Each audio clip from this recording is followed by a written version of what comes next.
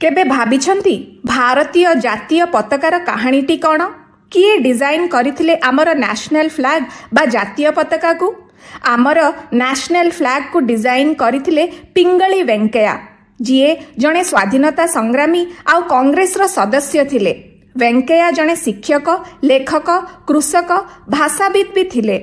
से जन्म हेइथिले आंध्र प्रदेश रो गोटे छोट गाँव रे आ 19 वर्ष बयस रे ब्रिटिश इंडियन आर्मी रे भर्ती हेइथिले। वेंकैया वोर वार रे साउथ अफ्रीका रे लढिथिले ब्रिटिश अधीन भारत पई आ सेठी तांकर देखा हेइथिला महात्मा गांधी सहित। सेठी से देखिथिले सैनिक माने सल्यूट करिवार यूनियन जैक को आउ सेठी ही से भाबिथिले एमिति गोटे प्रतीक बनेबे जहा भारत को चिन्हट करिवो। से 25टी पताका डिजाइन करिथिले जहा दर्शाउथिला भारतर संस्कृति एवं इतिहास को।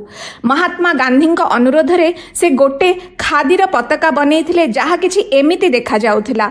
एही डिजाइन टी से मात्र 3 घंटा भितरे करिथिले। पताकारे थिबा नाली एवं सबुज रंग दर्शाउथिला हिंदू एवं मुस्लिम संप्रदाय को।